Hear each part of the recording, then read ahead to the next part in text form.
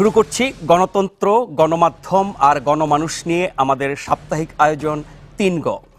এই অনুষ্ঠানে আমরা তুলে ধরার চেষ্টা করি দেশে গণতন্ত্রের চর্চা কেমন হচ্ছে, গণমাধ্যম কী ভূমিকা রাখছে এবং গণতন্ত্র ও গণমাধ্যমে গণমানুষের স্বার্থ কতটা থাকছে। নির্দিষ্ট কোনো সরকার বা রাজনৈতিক দল নয়, আমরা কথা বলি গণতন্ত্রের সামগ্রিক চর্চা নিয়ে।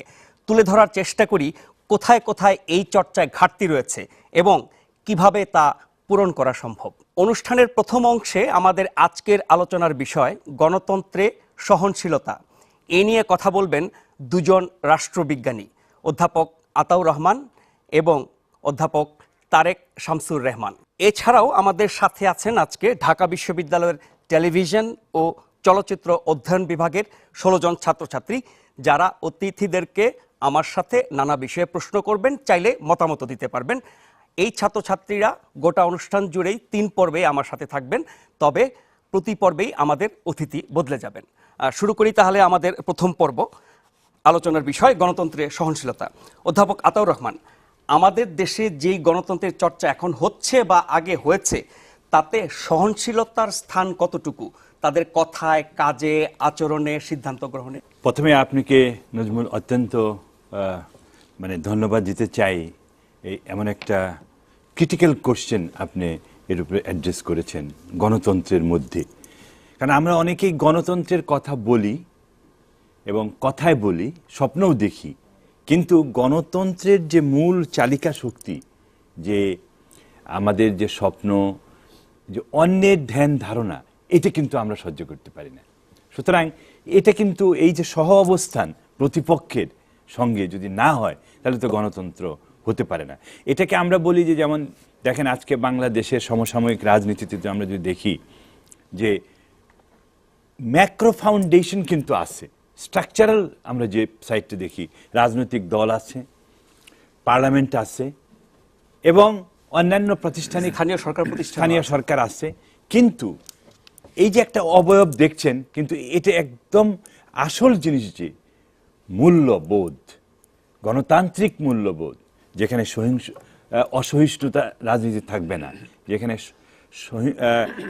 টলারেন্স থাকবে, যেখানে মূল্যবোধ, অন্যের প্রতি শ্রদ্ধা থাকবে, অন্যের প্রতিপক্ষের যে দৃষ্টিভঙ্গি তার প্রতি প্রপার অ্যাড্রেস করে কথা বলবে, এগুলো কিন্তু নাই।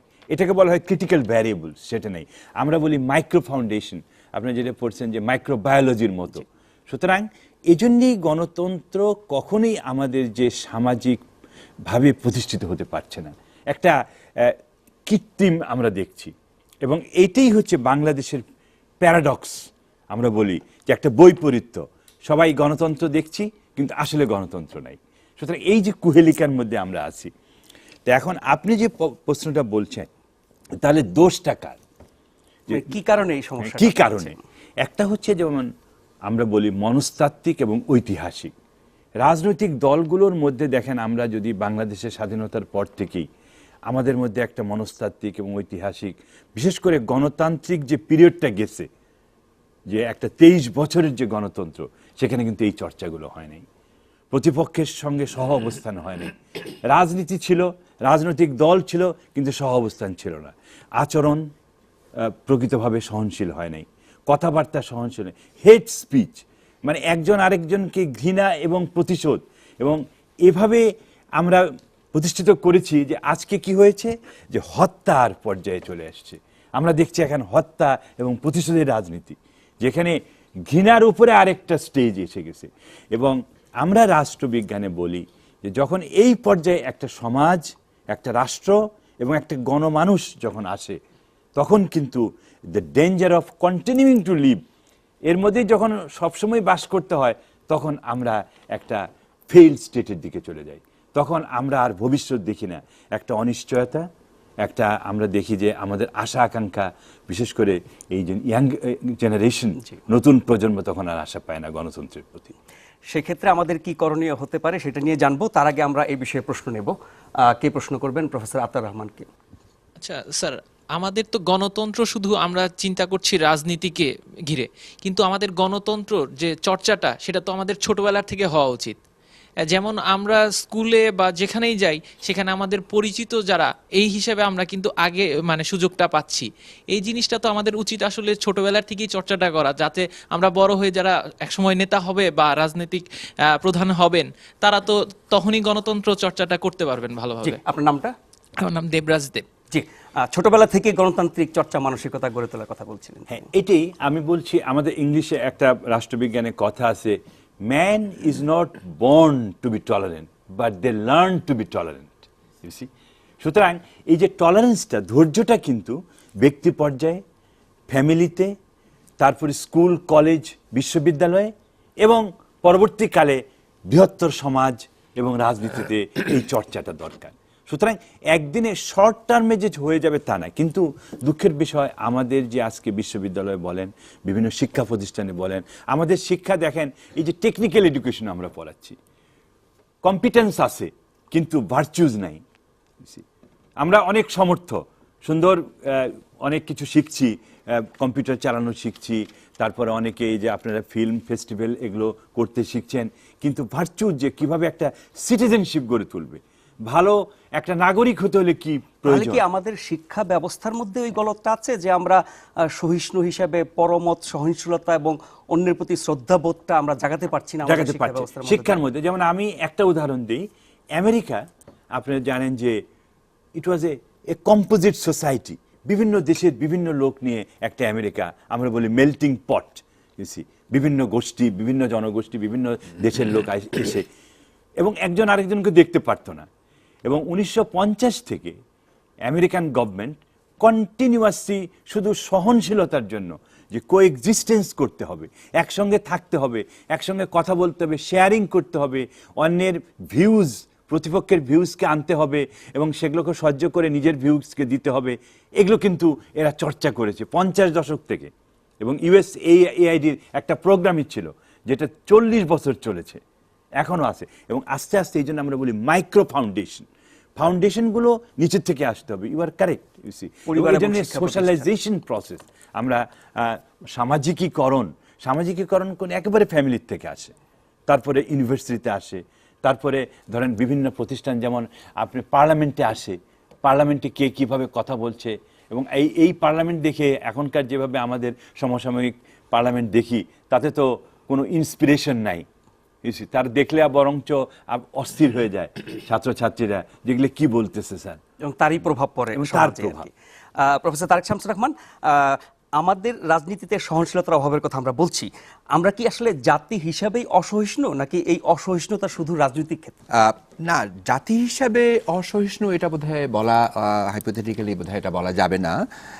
কারণ যদি অসহিষ্ণু জাতি আমরা হতাম তাহলে কিন্তু একটা মুক্তিযুদ্ধের মধ্যে দিয়ে আমরা এই দেশকে জন্ম দিতে পারতাম না। মূল বিষয়টা হচ্ছে একটাই, যে আমাদের পলিটিক্যাল সায়েন্সে, রাষ্ট্রবিজ্ঞানে আমরা একটা কথা বলি যে কনফিডেন্স বিল্ডিং মেজার, অর্থাৎ আস্থার সম্পর্ক। এটাই হচ্ছে গণতন্ত্রের মূল স্পিরিটটা। আমি যদি আমার প্রতিপক্ষকে আস্থায় না নিতে পারি, আমি যদি তার উপর বিশ্বাস স্থাপন করতে না পারি, তাহলে কিন্তু আমার লক্ষ্যে আমি পৌঁছতে পারবো না। দেখেন, আমাদের বাংলাদেশের জন্মের তো 43 বছরে আমরা পা দিয়েছি। এই 43 বছরে আমাদের গণতন্ত্রের উত্থান হয়েছে, গণতন্ত্রের পতন হয়েছে। আমরা নতুন করে 91 সালের পর থেকে গণতন্ত্রকে নতুন একটা রূপ আমরা দেখেছি। এবং আমরা যে কথাটা আমরা বলি যে তত্ত্বাবধায়ক সরকার ব্যবস্থা এদেশের গণতন্ত্রকে শক্তিশালী করার জন্য, গণতন্ত্রকে উন্নত স্টেজে নিয়ে যাওয়ার জন্য একটা ব্যবস্থা আমরা তৈরি করেছিলাম। এবং 91 সালের পর থেকে আপনি দেখেন যতগুলো নির্বাচন হয়েছে, 96 সালে একটা নির্বাচন হয়েছে এবং 2001-এ একটা নির্বাচন হয়েছে, এই প্রতিটি নির্বাচনের কিন্তু আন্তর্জাতিকভাবে গ্রহণযোগ্যতাটা পেয়েছে। এবং সেই অর্থে কিন্তু কখনোই ব্যাপকভাবে ভোট ডাকাতি, ম্যানিপুলেশন, সিল মারা, এই কালচার কিন্তু আমরা কখনো দেখিনি। এবং আপনি আরো অবাক হবেন যে বাংলাদেশের যে গণতন্ত্রকে শক্তিশালী করার জন্য তত্ত্বাবধায়ক সরকার ব্যবস্থা প্রবর্তন করেছিল, যেটা এই মুহূর্তে আমাদের সংবিধানে নেই, সেই একই ব্যবস্থা কিন্তু আমরা নেপালে আমরা দেখেছি। এবং আপনি আরো অবাক হবেন যে বুলগেরিয়ান সরকার সেই ব্যবস্থার মাধ্যমে নতুন একটা সরকার প্রতিষ্ঠা করেছে। গ্রিকে তত্ত্বাবধায়ক সরকার ব্যবস্থার মাধ্যমে নতুন একটা সরকার সেখানে প্রবর্তন করেছে। কিন্তু আমরা আমাদের সংবিধান পরিবর্তন করে কিন্তু পঞ্চদশ এই সংশোধনী- ব্যবস্থা কি আমাদের সহনশীলতার ক্ষেত্রে কোনো ভূমিকা রেখেছে? না, বিষয়টা হচ্ছে এই ব্যবস্থাটা এমন একটা ব্যবস্থার জন্ম দিয়েছে বাংলাদেশে যেখানে সহনশীলতার আস্থা একটা জন্ম হতে পারে, এবং সেটা দিয়েছে। আমরা দেখেছি, আমি যদি আবার পেছনে ফিরে যাই, আপনি দেখবেন যে 1991 সালের যে পার্লামেন্ট গঠিত, ফিফথ পার্লামেন্ট যখন গঠিত হয়েছিল, তখন কিন্তু সবাই মিলে আমরা পার্লামেন্টারি ফর্ম অফ গভর্নমেন্টে ফিরে গিয়েছিলাম। তখন সেটা একটা যৌথ আন্দোলনের ফসল কিন্তু হিসেবে এর পেছনে কিন্তু সহনশীলতার একটা কাজ করেছে। আমি যদি এই জিনিসটাকে সহ্য না করতাম তাহলে কিন্তু আমরা আপনার মানে ঐক্যবদ্ধভাবে ওই ব্যবস্থা আসা যেত না। আসতে পারতো না। কিন্তু এই সহনশীলতা বারবার ভেঙে পড়ছে, এবং এই মুহূর্তে তো একদমই নেই, একদমই সহনশীলতা আমরা দেখি না। ফলে বাংলাদেশে গণতন্ত্রের বিকাশ এখন প্রশ্নের মুখে, এবং বাংলাদেশে যে 2008 সালের নির্বাচনের মধ্যে দিয়ে যে সরকার আমরা এখন পেলাম, এবং যে পদ্ধতি আমরা পেলাম, সেই পদ্ধতি একটা বড় প্রশ্ন আমাদেরকে রেখে গেছে আমাদের মতো উন্নয়নশীল দেশে এই ভবিষ্যৎ এই গণতন্ত্রের আপনি নির্বাচনী ব্যবস্থায় রাজনীতিতে তার প্রভাব সহনশীলতার কথা বলেছেন, কিন্তু নির্বাচন তো 5 বছর একবার, বাকি 5 বছর ধরেও কিন্তু আমরা সেই সহনশীলতার লক্ষণ দেখি না। দেখতে পাচ্ছি। সেই জন্যই তো বলেছিলাম যে মূল বিষয় একটা যে কনফিডেন্স বিল্ডিং মেজার, আস্থার সম্পর্ক যদি না থাকে তাহলে গণতন্ত্র বিকশিত হবে না। জি, আমরা প্রশ্ন নেব প্রফেসর তারেক একটা কথা বলে দিই, যেহেতু প্রফেসর তারেক শামসুর রহমান কথাটা উঠেছে, কিন্তু আমি যেটা বলতেছি যে দেখেন, পলিটিক্স তো এগুলো থাকবেই, প্রসেসও থাকবে এবং কন্টেস্টও থাকবে, দ্বন্দ্ব থাকবে, সংঘাত থাকবে, কিন্তু সেই সঙ্গে যদি অন্যের মতকে যদি আমরা নিতে পারি, আমরা যদি দুটো জিনিস খুব ইম্পর্টেন্ট, ক্রিটিক্যাল, আমরা বলি মাইক্রো, একটা হচ্ছে ভাষার ব্যবহার। রাজনৈতিক নেতৃত্বের যে ভাষার ব্যবহার, মানে ইউর টাং, আমরা ধর্মেও দেখেছি যে ইউ প্রোটেক্ট ইউর টাং, ওটাকে সংযত রাখতে হবে। আরেকটা হচ্ছে যে আমরা যখন বক্তৃতা দিই, রাজনীতির এই যে বাগাড়ম্বর, এই যে বক্তৃতাগুলো, এগুলো কিন্তু একটা কৃত্রিমতা সৃষ্টি করে। আসলে এই যে দেখেন, বাংলাদেশের মানুষ আমরা কত কমন একটা জাতিগোষ্ঠী, অথচ আমরা মনে হয় যে একেবারে দুই দলে বিভক্ত, এবং কোনো কিছুতেই আমরা একত্র হতে পারছি না। এটা এইসব তত্ত্বাবধায়ক কিছু দেওয়া হবে না। এটা হচ্ছে আমাদের মূল ফাউন্ডেশন। আমি যেটা বলি যে মাইক্রো ফাউন্ডেশন, ওটা তো একটা টেম্পোরারি। ইভেন তত্ত্বাবধায়ক সরকারও তো সবসময় প্রশ্নবিদ্ধ হয়েছে, ওটা মূল সলিউশন না। মূল সলিউশন হচ্ছে লং টার্মে বা মিডিয়াম টার্মে আমাদেরকে এই ভ্যালুসগুলো রপ্ত করতে হবে। এবং সেটা যে ও বলেছে যে একেবারেই আমাদের বিভিন্ন পর্যায়ে আমাদের যে সোশ্যালাইজেশন প্রসেস, আমাদেরকে যে মানুষ হওয়ার প্রসেস, ওটাকে করতে হবে। তাহলে কিন্তু এই যে অমানুষ রাজনৈতিক নেতৃত্ব আমাদের সৃষ্টি করবে, এবং তার প্রভাবে সমাজে এই জনষ্ঠ। এরপর কে প্রশ্ন করবেন? প্রফেসর তারেক শামসুর রহমানকে। জি, আসসালামু আলাইকুম, আমি শাহজাদা। আচ্ছা, আমার প্রশ্নটা হচ্ছে যে আমাদের সমাজের বিভিন্ন সমস্যায় আমরা তো সবসময় দেখে থাকি যে আমাদের ছাত্ররা বা আমাদের যারা ইয়াং জেনারেশন, তারা সবাই এগিয়ে আসে। যেমন 52 ভাষা আন্দোলন বা 71-এর মুক্তিযুদ্ধের কথাই যদি আমরা ধরি, কিন্তু সেক্ষেত্রে আমাদের এখন যে রাজনীতিতে যে আমরা অস্থিতিশীলতা বা সহনশীলতার অভাব দেখছি, সেক্ষেত্রে আমাদের এই ছাত্রদের বা আমাদের এই ইয়াং জেনারেশনের বা কেন তারা রাজনীতি বিমুখ হয়ে আছে, প্রফেসর তারেক শামসুর রহমান। আমি তোমার প্রশ্নটা যদি সঠিকভাবে বুঝে থাকি, তাহলে তুমি বলার চেষ্টা করেছো যে এই বর্তমান যে ছাত্র, এদেশের ছাত্র রাজনীতির একটা ভবিষ্যৎ ছিল, কিন্তু এখন ছাত্র রাজনীতিটা সেই ঐতিহ্যের হারিয়ে ফেলছে, এটাই তুমি বোঝাতে চাইছো। অ্যাবসলিউটলি, খুবই একটা গুরুত্বপূর্ণ প্রশ্ন।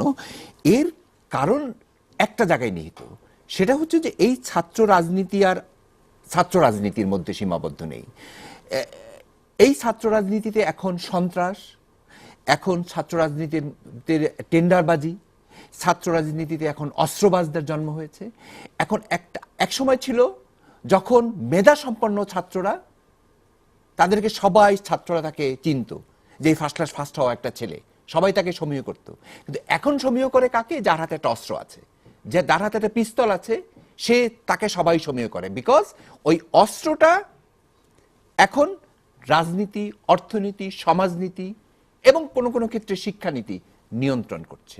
ফলে দেখা যাচ্ছে যে একটা ভালো ছাত্র তার যে এক্সপেকটেশন হারিয়ে ফেলে। এবং এই অস্ত্রবাজরা, টেন্ডারবাজরা এরাই একটা ছাত্র রাজনীতিকে নিয়ন্ত্রণ করে। ফলে ছাত্র রাজনীতির যে ঐতিহ্য, সেই ঐতিহ্য হারিয়ে ফেলছে। তুমি যদি দেখো যে ছাত্র রাজনীতির মধ্যে দিয়ে একসময় এই বাংলাদেশের রাষ্ট্রের জন্ম, আমরা নিশ্চয়ই এটা জানি যে এই আমি একসময় ঢাকা বিশ্ববিদ্যালয়ের ছাত্র ছিলাম, এবং এই ঢাকা বিশ্ববিদ্যালয়ের পতাকা আমরা আমাদের নেতৃবৃন্দ, ছাত্র নেতৃবৃন্দ তুলেছিলেন, নিশ্চয়ই তোমরা ইতিহাস থেকে পড়েছো। এবং সেই ছাত্র রাজনীতি আজকে কি আরেকটা তোফায়েল আহমেদ জন্ম হয়েছে? আজকে কি আরেকটা আসাম আব্দুর রব জন্ম হয়েছে? আমি দুটো নাম এক্সাম্পল দিলাম এই কারণে যে এরা আমাদের পথ প্রদর্শক, এরা একসময় জাতিকে নেতৃত্ব দিয়েছে, কিন্তু আজকে কিন্তু তুমি সেই ছাত্র নেতৃত্ব পাবা না।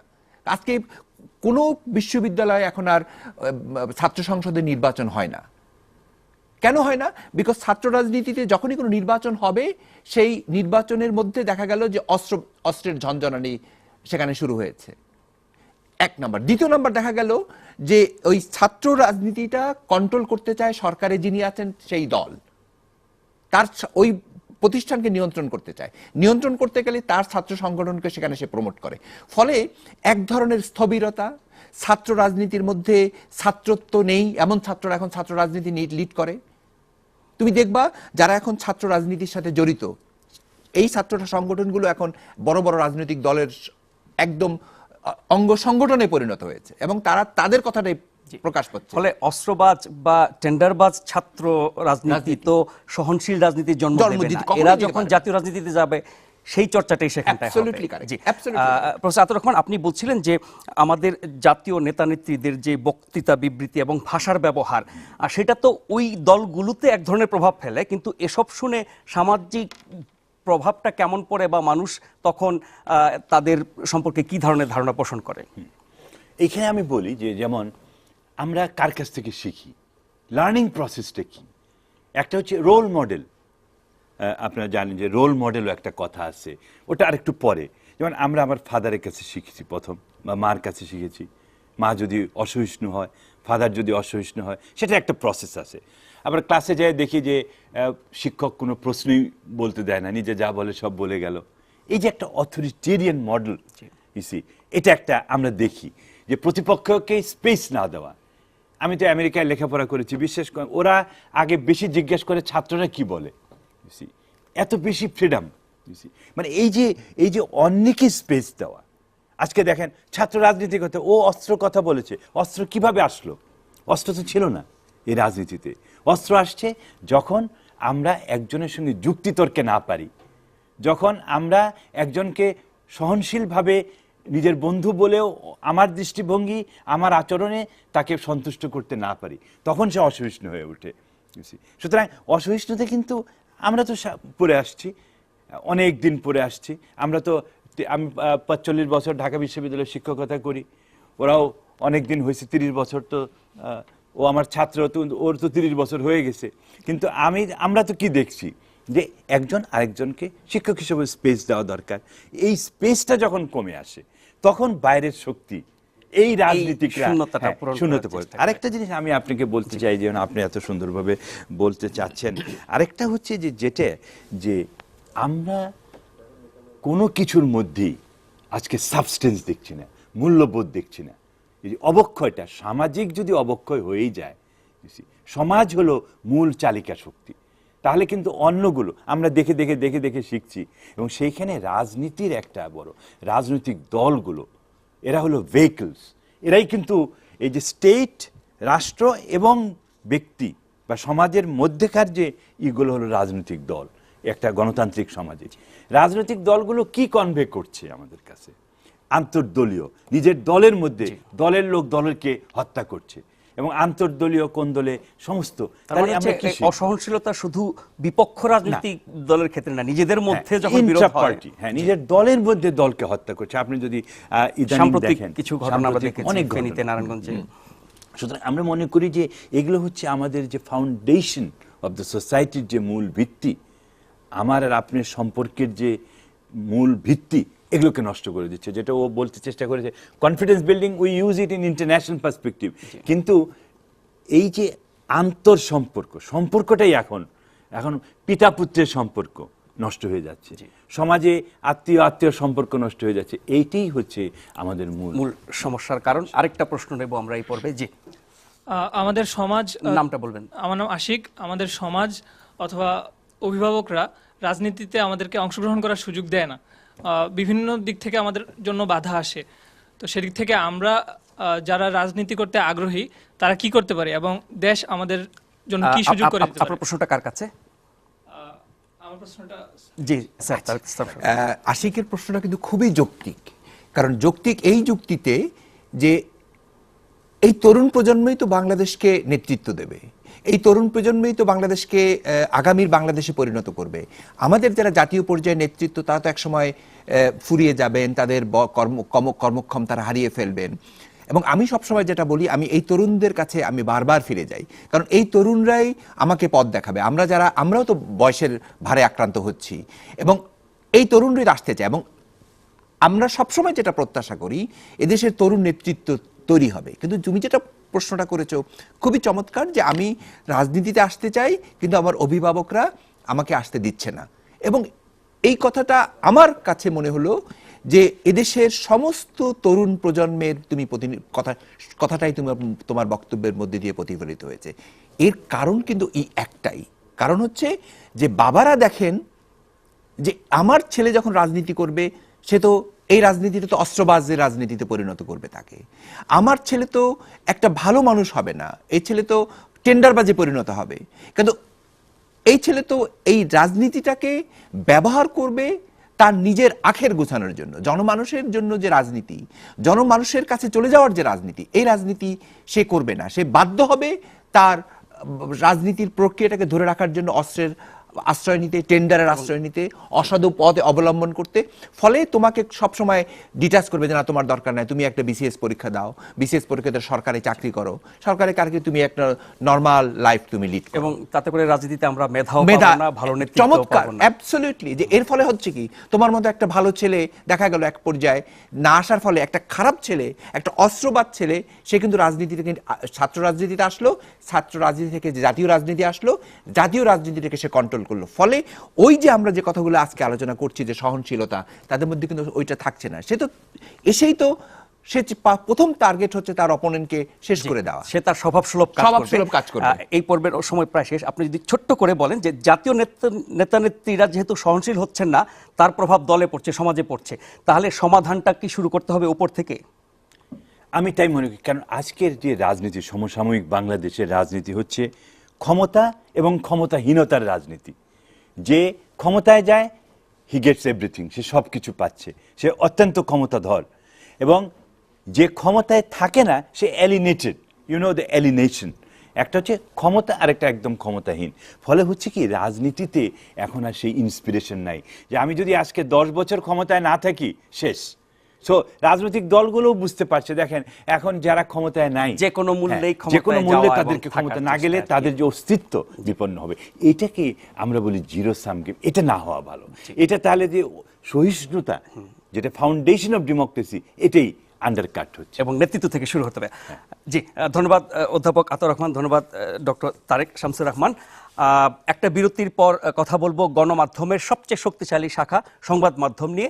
আর সেই পর্বে আমাদের সাথে অতিথি হিসেবে থাকবেন বৈশাখী টেলিভিশনের প্রধান সম্পাদক এবং প্রধান নির্বাহী জনাব মঞ্জুরুল হাসান বুলবুল এবং দ্য নিউ এজ পত্রিকার সম্পাদক জনাব নুরুল কবির।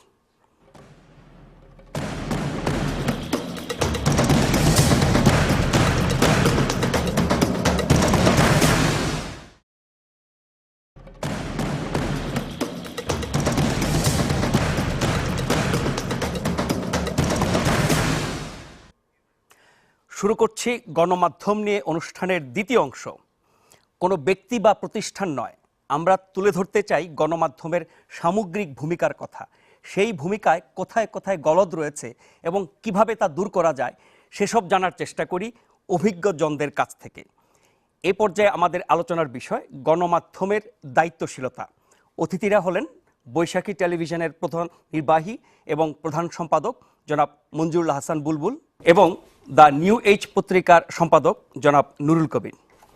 আর শুরু থেকে আমাদের সাথে আছেন ঢাকা বিশ্ববিদ্যালয়ের টেলিভিশন ও চলচ্চিত্র অধ্যয়ন বিভাগের ছাত্রছাত্রীরা।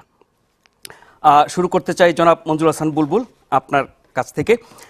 গণমাধ্যমের দায়িত্বশীলতা নিয়ে আমরা সবসময় রাজনীতিবিদদের কাছ থেকে অনেক কথা শুনি, বিশেষ করে যারা ক্ষমতায় থাকেন সরকারের কাছ থেকে, এবং গণমাধ্যম দায়িত্বশীল না, অনেক দায়িত্বজ্ঞানহীন কাজ করে তারা সবসময় বলেন, এখনো বলছেন। এই মুহূর্তে যিনি তথ্যমন্ত্রী আছেন তিনি প্রায়ই এই অভিযোগ করছেন। আসলে আমাদের গণমাধ্যম কতটা দায়িত্বশীল? আপনি সরকারের কথা বললেন, আসলে গণমাধ্যমকে জ্ঞান দেওয়ার জন্য শুধুমাত্র সরকার না, সরকার বড় মাপের একটা প্রতিষ্ঠান, কিন্তু এর বাইরেও যখনই যার প্রয়োজন হয় তারা সবাই গণমাধ্যমকে শিক্ষিত করার চেষ্টা করেন। যারা বুঝেন তারাও, যারা না বুঝেন তারাও। গণমাধ্যমের সঙ্গে এই যে প্রভাবশালী মহলের সম্পর্কটি হচ্ছে লাভ অ্যান্ড হেট রিলেশনশিপ, ভালোবাসা এবং ঘৃণার সম্পর্ক। যখন কোনো গণমাধ্যম এমন কোনো খবর পরিবেশন করে বা মতামত দেয় যেটি তার পক্ষে যায়, তখন তারা বলেন গণমাধ্যম সঠিক দায়িত্ব পালন করেছে। আর যখনই কোনো সাংবাদিকতা বা কোনো লেখা বা কোনো প্রতিবেদন বা কোনো মতামত তার বিরুদ্ধে যায়, তখনই বলেন যে গণমাধ্যম তার দায়িত্ব পালন করছে না ঠিক মতো। কাজে দায়িত্বশীলতার জায়গাটি যাদের কথা আপনি বললেন তাদের কাছ থেকে শুনে গণমাধ্যম যদি তার দায়িত্বশীলতার জায়গা ঠিক করতে চায়, তাহলে গণমাধ্যমও বিপদে পড়বে, মানুষও বিপদে পড়বে। গণমাধ্যমের নিজস্ব দায়িত্বশীলতার জায়গাটা ঠিক করাই আছে। গণমাধ্যম যেটি তার নামের সঙ্গে আছে, যে জনগণের মাধ্যম। আমি যে সাংবাদিক হিসেবে একটি বিষয় নিয়ে কথা বলতে চাই, সেটিকে আমার নিজের ব্যক্তিগত প্রয়োজনে আমি যে একটা মতামত দেই, সেটিকে আমার ব্যক্তিগত মতামত দেই সেটি না, সেটি জনগণের কণ্ঠস্বর হিসেবেই গণমাধ্যম তার মতামতকে তুলে ধরে। কাজেই জনগণের একটি গণমাধ্যমের প্রত্যক্ষ পক্ষটি হচ্ছে বৃহত্তর জনগোষ্ঠী। একটা সমাজের মধ্যে বৃহত্তর জনগোষ্ঠীর কণ্ঠস্বরকে ধারণ করাই হচ্ছে গণমাধ্যমের কাজ। এবং আমি মনে করি যে বাংলাদেশের বড় মাপের বা মূলধারার গণমাধ্যম যদি বলেন বা ঐতিহ্যগতভাবে যদি বলেন, আমাদের গণমাধ্যম কিন্তু মূলত এই দায়িত্বটি পালন করেছে। কোথাও কোথাও মানে দায়িত্ব পালনের ক্ষেত্রে ত্রুটি হয়েছে এইরকম না, কিন্তু বড় মাপে আপনি যদি আমাদের রাজনৈতিক আন্দোলনগুলি বলেন, সামাজিক আন্দোলনগুলি বলেন, আমাদের সাংস্কৃতিক আন্দোলনগুলি বলেন, আমাদের গণমাধ্যমগুলো, মূলধারার গণমাধ্যমগুলো কিন্তু এই দায়িত্বটি যথাযথভাবে পালন করেছে বলে আমি মনে করি। কিন্তু তাতে কি কোনো রকমের ঘাটতি, কোনো সমস্যা, কোনো ধরনের দায়িত্বহীনতার কোনো নজির আপনি না? দেখেন নিশ্চয়ই দায়িত্বহীনতার অজস্র নজির আছে, মানে সীমাবদ্ধতার অজস্র নজির আছে। আমি বলছি যে বড় মাপের, যেমন ধরেন আমি বড় মাপের একটা কথা বলি যে 1971 সালে আমাদের মুক্তিযুদ্ধ। আমাদের মুক্তিযুদ্ধটা একটা রাজনৈতিক সংগ্রাম ছিল, এই বিষয়ে কোনোই সন্দেহ নাই। একটি রাজনৈতিক নেতৃত্ব এটাকে নেতৃত্ব দিয়েছে, এই বিষয়েও কোনো সন্দেহ নাই। অর্জনটিও রাজনৈতিক, এটাও সন্দেহ নাই। কিন্তু এর সঙ্গে যে সাংস্কৃতিক এবং সামাজিক চেতনাবোধের জায়গাটি, এটি কিন্তু গণমাধ্যমের একটা বড় ভূমিকা ছিল। আপনি যদি আবার হিসেব করে বলেন যে কারা, সেটি হয়তো ভাগ করে বলতে পারবো যে এটার বিরুদ্ধ শক্তিও ছিল। কিন্তু বড় মাপে মানুষের চেতনাগত জায়গাটি পরিবর্তনের ক্ষেত্রে, মানুষের চেতনাগত সাংস্কৃতিক চেতনার জায়গাটিতে পরিবর্তন আনার ক্ষেত্রে গণমাধ্যমের যে ভূমিকাটি, সেটি কিন্তু একটা অনস্বীকার্য ব্যাপার ছিল। একটা 71 সনের পূর্ববর্তী সেই কঠিন পরিস্থিতির মধ্যে অল্প সংখ্যক গণমাধ্যম তারা কিন্তু এই দায়িত্বটি পালন করে। 71 বা তার আগের গণমাধ্যমের ভূমিকা আর এখনকার ভূমিকা নিশ্চয়ই এক না। এখনকার ভূমিকার প্রেক্ষাপটে কিছু বিষয় আমরা জানতে চাইব। তার আগে আমরা প্রশ্ন নেব জনাব মঞ্জুর হাসান বুলবুলকে। আমি জুবাইর মাহমুদ। জি, আসলে আমাদের গণমাধ্যম তো প্রত্যক্ষ পরোক্ষভাবে সরকার দ্বারা নিয়ন্ত্রিত হয়, অনেক সময় দেখি। তো এই নিয়ন্ত্রণ কি গণমাধ্যমের যে স্বাধীনতা হরণ অনেক সময় কি দায়িত্বশীলতার প্রধান অন্তরায় কিনা? জি, জনাব মঞ্জুর হাসান বুলবুল, হাসানের কাছে। নিয়ন্ত্রণ আছে কিনা এবং যদি থেকে থাকে সেটা স্বাধীনতা হরণ একটু আমি বলি যে বাংলাদেশের সংবিধানের আর্টিকেল 39 39 ধারায় মানুষের মত প্রকাশের স্বাধীনতা নিশ্চিত করা হলো, মত প্রকাশের স্বাধীনতা নিশ্চিত করা হলো। এটার পরে তবে, এই তবের মধ্যেই হচ্ছে সমস্ত বিপদ। এই তবের মধ্যে কনস্টিটিউশনালি কতগুলি বার আছে, আবার কতগুলি আইনও আছে, যে আইনের মধ্যে দিয়ে এই কাজগুলি আপনি করতে পারবেন না। এটি হচ্ছে গণমাধ্যমের সীমাবদ্ধতার জায়গাটি। আর যেমন গণমাধ্যমের স্বাধীনতা তো অ্যাবসলিউট না, যে যা খুশি তারা তাই করতে পারবে, কিন্তু সেটা কি আইন দ্বারা নিয়ন্ত্রিত হবে নাকি নানা মূল্যবোধ দ্বারা নিয়ন্ত্রিত হবে, সেটি হচ্ছে প্রশ্ন। আমাদের এখানে শুধুমাত্র যে আইন দ্বারা বা সরকার দ্বারাই নিয়ন্ত্রিত হয় সেই রকম না, কিন্তু সরকার একটা বড় প্রতিষ্ঠান, আমি শুরুতেই বলেছি সরকার একটা বড় প্রতিষ্ঠান এবং সরকার খুব বড় মাপে চাইলে নিয়ন্ত্রণ করতে পারে, কখনো কখনো যে করে না, করে সেটা করে এবং প্রত্যক্ষ দেখা যায়। কিন্তু এর বাইরেও আরও অনেকগুলি জায়গা আছে যার মাধ্যমে গণমাধ্যমের স্বাধীনতা বলেন, গণতন্ত্রের গণমাধ্যমের মত প্রকাশের জায়গাটা সেখানে নিয়ন্ত্রিত হয়। আজকে সারা পৃথিবীতে বলা হয় যে ওনারশিপ কনসেন্ট্রেশন, মালিকানা একটা বড় বাধা দাঁড়ায়। মালিক যদি এটিকে তার অন্য ব্যবসার হাতিয়ার হিসেবে ব্যবহার করে, গণমাধ্যম তার জন্য ব্যবহৃত হয়। ওনারশিপ কনসেন্ট্রেশন একটা। দ্বিতীয় যেটা হচ্ছে বিজ্ঞাপনদাতা, কর্পোরেট পুঁজি যারা গণমাধ্যমে নিজেরা এজেন্ডা সেট করে। আমরা যারা আপনারা সাংবাদিকতার ছাত্রছাত্রী, সাংবাদিকতায় কতগুলি ব্যাকরণ সম্মত জায়গা আছে যে একটি পত্রিকার একটা পাতায় কত অংশ বিজ্ঞাপন যাবে, প্রথম পাতায় কত অংশ বিজ্ঞাপন যাবে। এটাও যদি গত কয়েক দশক আগে আমরা দেখি, যেটা আমাদের গণমাধ্যমগুলি খুব ঐতিহ্যগতভাবে এটা মেনে চলতেন। কিন্তু এখন যেটি নাজমুল আশরাফ বললেন যে বা মুক্তিযুদ্ধের আগে বা এখনকার পার্থক্যটি হচ্ছে এই যে বিজ্ঞাপনের পুঁজি, সেই পুঁজি এই ব্যাকরণকে ধ্বংস করে দিচ্ছে। ঢাকা বিশ্ববিদ্যালয় থেকে বা বিভিন্ন বিশ্ববিদ্যালয় থেকে সাংবাদিকতায় পড়ে যে ছেলেটা জানে যে প্রথম পাতায় এইটুকু বিজ্ঞাপন দেওয়া যাবে, এইটুকু দেওয়া যাবে না, কিন্তু এখন দেখা যাচ্ছে যে তারই মানে প্রাতিষ্ঠানিক শিক্ষা কোনো কাজে লাগছে না। কাজে একটা ওনারশিপ, সরকার, সমাজ, প্রভাবশালী লোকজন, আপনি মধ্যরাতে যদি ফোন আসে যে এই নিউজটি দিলে পরে এই ক্ষতি হবে অথবা না দিলে পরে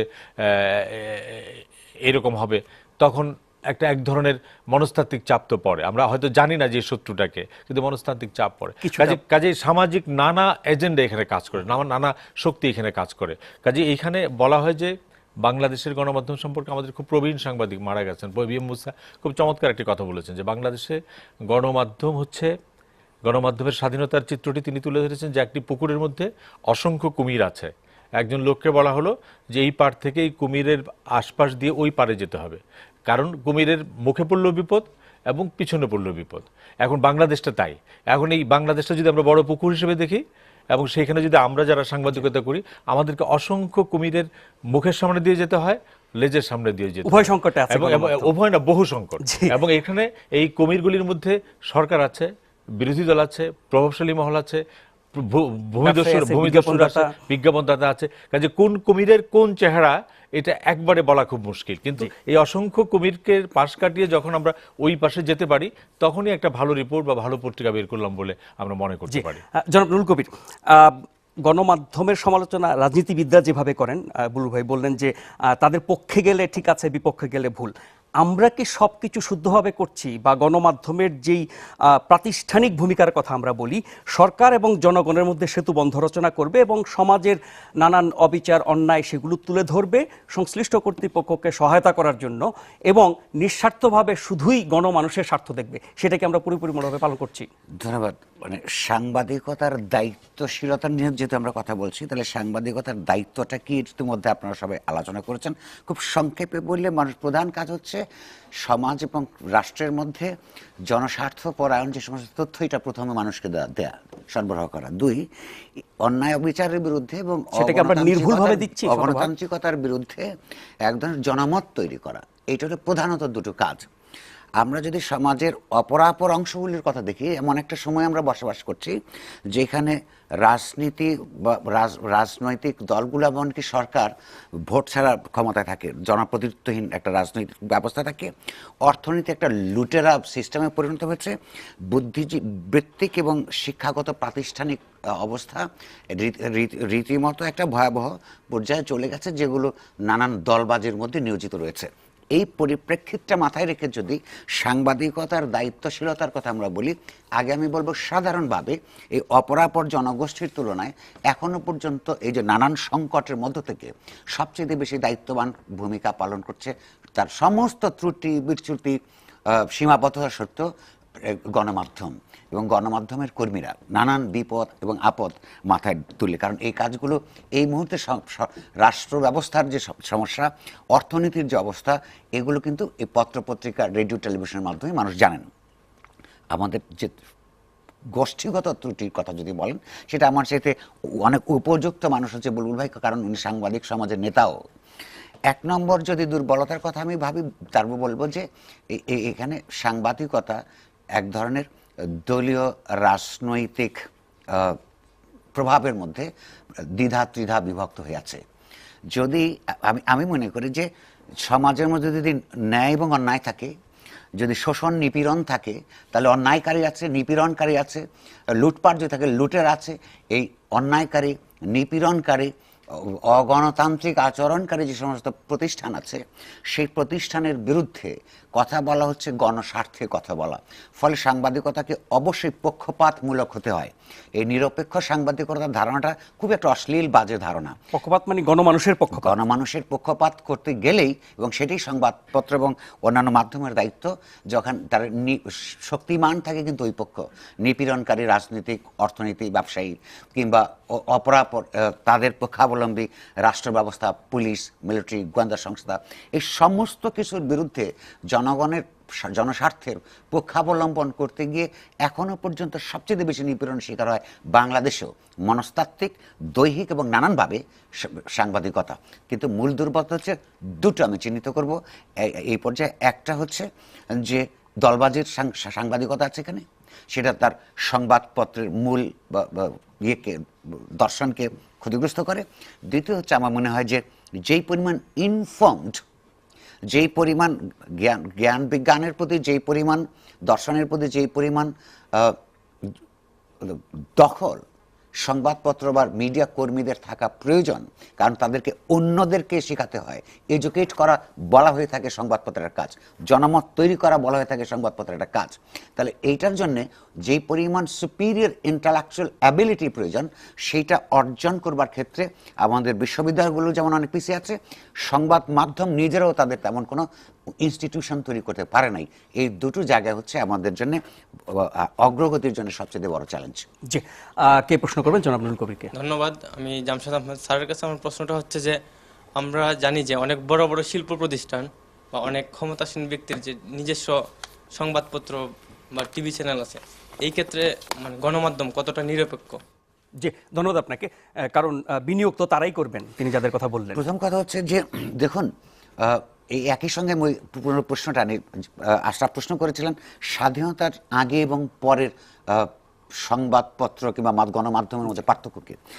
একটা দেশে যখন জাতীয় স্বাধীনতার জন্য রাজনৈতিক সাংস্কৃতিক সংগ্রাম চলে, তখন সাংবাদিকতাটা সোজা থাকে। সোজা থাকে কারণ হচ্ছে শত্রু একটা, বাকিরা একদিকে, লক্ষ্য একটা থাকে। একটা জাতি রাষ্ট্র তৈরি হয়ে যাওয়ার পরে সেখানেও যে অন্যায় অবিচার থাকে, সেখানে নানান ধরনের মতামত থাকে, নানান ধরনের শ্রেণী আছে, নানান ধরনের স্বার্থ আছে। এক একটা পত্রপত্রিকার এক এক ধরনের সম্পাদকীয় নীতি থাকে যে কারা কোন পক্ষ অবলম্বন করবে। আর আমি আগেই বলেছি, আমি নিজে নিরপেক্ষতার অশ্লীল ধারণায় বিশ্বাস করি না। তো ফলে এই যে বিভিন্ন পক্ষ জাতীয় রাষ্ট্রের মধ্যে থাকে, তেমনি এর মধ্য দিয়ে আবার অর্থনীতির বিকাশের মধ্য দিয়ে পেশাজীবিতা কিছু ক্ষেত্রে বাড়বার কারণে এবং অনেক বেশি কম্পিটিশনের যুগে এখন কিন্তু সংবাদ মাধ্যম সারা পৃথিবীর মতোই এটাকে বলে অর্থনীতির ভাষায় capital intensive industry, labour intensive থেকে। তো এখন এর মধ্যে ফিল্যান্থ্রপি হয়তো আছে, এক ধরনের মিশনারি কাজ হয়তো আছে, কিন্তু একই সঙ্গে এগুলো জীবিকারও ব্যাপার। এবং পুঁজি যখন বিনিয়োগ হয়, পুঁজির নিজস্ব ধর্মই হচ্ছে পুঁজিকে তার মুনাফা করতে হবে। তো মুনাফা করবার জন্য একটা কম্পিটিশনও তৈরি হয়। ফলে এইরকম এই সময়টাকে আপনি বাদ দিতে পারবেন না, এটাকে চক্ষু বন্ধ করলেই এটা থেমে যাবে না। সেই ক্ষেত্রে সংবাদপত্রের বা মিডিয়া প্রতিষ্ঠানের চ্যালেঞ্জ হচ্ছে একটা লাভজনক প্রতিষ্ঠান হিসেবে গড়ে তোলা, একই সঙ্গে সুস্থ সাংবাদিকতা করার মধ্যে ব্যালেন্স তৈরি করা। অর্থাৎ ভালো সাংবাদিকতা আমি মনে করি ভালো ব্যবসাও। কারণ হচ্ছে মানুষ তো সঠিক তথ্য জানতে চায়, তথ্য কিন্তু সঠিক তথ্য, তীক্ষ্ণ বিশ্লেষণ, এগুলো মানুষের জীবনের সাংস্কৃতিক চাহিদার অংশ। এরকমের ফলমূল যেরকম কিনে, তেমনি এগুলিরও একটা বিরাট চাহিদা আছে। ফলে সেই চাহিদাকে সামনে রেখে দলবাজিটা বাদ দিয়ে সুষ্ঠুভাবে যদি এই ব্যবসাটাও কেউ করে, তাহলেও কিন্তু সেটা লাভজনক হিসেবে গড়ে উঠবার সম্ভাবনা থাকে। প্রশ্ন হচ্ছে, যেটা বুলবুল ভাই আগে একটু নিয়ে এসেছিলেন, যখন অবৈধভাবে পুঁজি সঞ্চয় করে তার অবৈধ ব্যবসাকে রক্ষা করবার জন্য মিডিয়া প্রতিষ্ঠান গড়ে তোলে, তখন কিন্তু মিডিয়ার ব্যবসাটা তার প্রধান কারণ হয় না। কারণ হয় হচ্ছে তার অবৈধ ব্যবসাটাকে এক ধরনের শিল্ড তৈরি করবার জন্য, এক ধরনের অস্ত্র হিসেবে ব্যবহার করবার জন্য যখন এইগুলি তৈরি করে, তখন নিশ্চিতভাবেই তখন তার জনগণের প্রতি পক্ষপাত, ভালো গণতান্ত্রিক আদর্শের প্রতি পক্ষপাত, সেটা না রেখে ওই কালো যেটাকে অবৈধ পুঁজির রক্ষা কবচের ঢাল হিসেবে পরিণত হয়। সেখানেই আবার পুরো সমাজেরও সমাজের চ্যালেঞ্জটা সেইখানে, কারণ আপনি যদি সমাজের একজন অংশ হিসেবে যদি আপনি সঠিক তথ্য, আপনার নিজেরও প্রয়োজন নিজের জীবনের সিদ্ধান্ত নেবার জন্যে, নিজের রাজনৈতিক সাংস্কৃতিক সিদ্ধান্ত নেবার জন্যে, সেখানে ওই রকম কাগজপত্র পত্রিকা দেখে দেখে কিনবার এবং ওই রকম চ্যানেলগুলোকে বেশি বেশি করে দেখবার একটা দায়িত্ব থাকে।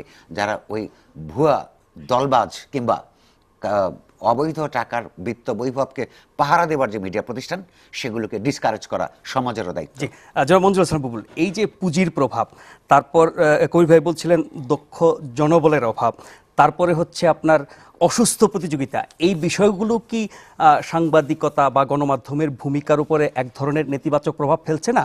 আমরা কি শতভাগ বিশুদ্ধ তথ্য জনগণকে সরবরাহ করতে পারছি? এটা আমরা কখনোই পারি না। শতভাগ বিশুদ্ধ তথ্যের কথা প্রত্যাশা করাও ঠিক না। নুরুল কবির একটা চমৎকার কথা বলেছেন যে সার্বিকভাবে সমাজের যে অবক্ষয়, নানা চিত্র, তার থেকে হঠাৎ করে একটা গণমাধ্যম স্বর্গীয় উদ্যান হবে, এটা প্রত্যাশা করবার কোনো কারণ নেই। সমাজের 8-10টা শ্রেণীর চেয়ে এর দায়িত্ব তো ভিন্ন। কিন্তু তারপরেও আমরা এত যে সীমাবদ্ধতার কথাগুলি আপনি বললেন, তারপরেও কিন্তু বাংলাদেশের গণমাধ্যমই হচ্ছে, আমরা ঠাট্টা করে বলি যে বাংলাদেশের সচিবালয় এবং জাতীয় প্রেস ক্লাব পাশাপাশি, এবং আপনি দেখবেন যে বাংলাদেশের অধিকাংশ রাজনৈতিক কর্মসূচি জাতীয় প্রেস ক্লাবের সামনে হয়। এটার অন্য ভিন্ন ঠাট্টা করার ব্যাখ্যাও আছে। আমাদের বন্ধুরা বলে যে সকল মিছিল কেন প্রেস ক্লাবের সামনে আসে, আমাদেরকে ঠাট্টা করে বলে যে তোরা সাংবাদিকরা অলস, কোথাও যাস না, এই জন্য মিছিলই তোদের কাছে আসে। কিন্তু আমরা যেটা অন্যভাবে বলি যে যখন একটি মানুষ, আপনার সচিবালয় হচ্ছে বাংলাদেশের সর্বোচ্চ প্রশাসনিক প্রতিষ্ঠান, তাই তো, সেখানে যখন একটা সাধারণ মানুষ তার যে সেবা পেতে ব্যর্থতা, তার যে চাহিদা, সেই চাহিদার ব্যর্থ হয়, তখন সেই মানুষটি এখনও আস্থা নিয়ে কিন্তু প্রেস ক্লাবের সামনে আসে। কিন্তু আপনি যেটি বললেন যে নিশ্চয়ই শতভাগ আমরা সেটা করতে পারি না অনেকগুলি সীমাবদ্ধতার কারণে। আমি আগে খুব বড় মাপের সীমাবদ্ধতা বলেছি। আপনি দেখবেন যে এই যে একটি গণমাধ্যম দাঁড়াবে, স্বাধীন হয়ে উঠবে, সেই ক্ষেত্রেও কিন্তু আমি গত 1 মাস আগের কথা বলি যে বাংলাদেশের কিছু গণমাধ্যমের কিছু মালিককে তথ্যমন্ত্রী রেখেছিলেন। এটা আমি বাস্তবে বলেছিলেন যে আপনারা এই জায়গায় আপনারা ঠিক করছেন না, যেটা সরকারি ব্রিফ করা হয়। এবং দুঃখজনকভাবে সেখানে মালিকরাই ছিলেন, আমি সাংবাদিক হিসেবে সেখানে ছিলাম। কিন্তু দুঃখজনক হচ্ছে যে মালিকরা কিন্তু সরকারকে বলতে পারতেন যে আমরা গণমাধ্যমের মালিক হিসেবে আমাদের পেশাদার সাংবাদিকদেরকে দায়িত্ব দিয়েছি, তারা পেশাদারিত্বের সঙ্গে গণমাধ্যমগুলি পরিচালনা করছেন। এটা যদি বলতেন, আমি বলতাম যে বাংলাদেশে আপনার যে প্রত্যাশা যে শতভাগ দায়িত্বশীলতার মধ্যে দিয়ে প্রতিষ্ঠান চলছে, আমি সেই জায়গায় খুব গৌরব এবং অহংকার নিয়ে দাঁড়াতে পারতাম। কিন্তু দুঃখজনক হয়ে দেখলাম অধিকাংশ মালিক তথ্যমন্ত্রীকে বলছেন যে আপনি একটা কাঠামো করে দেন যে কোনগুলি করা উচিত, কোনগুলি করা উচিত না। এই যে স্বাধীন হয়ে ওঠার যে একটা প্রত্যাশা, সেটিও নাই। কারণ হচ্ছে এই যে গণমাধ্যমের একটু যেটা একেবারে এই যে পুঁজি আশ্রিত যে মালিকানা, সেই পুঁজির তো ধর্মটি হচ্ছে 2 রকম ধর্ম। একটি হচ্ছে ব্যবসা করব, মুনাফা করব, এটা হচ্ছে সৎ ইচ্ছা।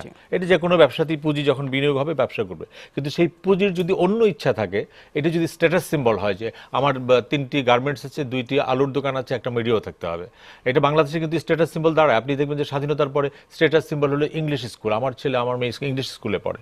তারপরে হঠাৎ করে ক্লিনিকের ছড়াছড়ি, হঠাৎ করে গার্মেন্টসের ছড়াছড়ি।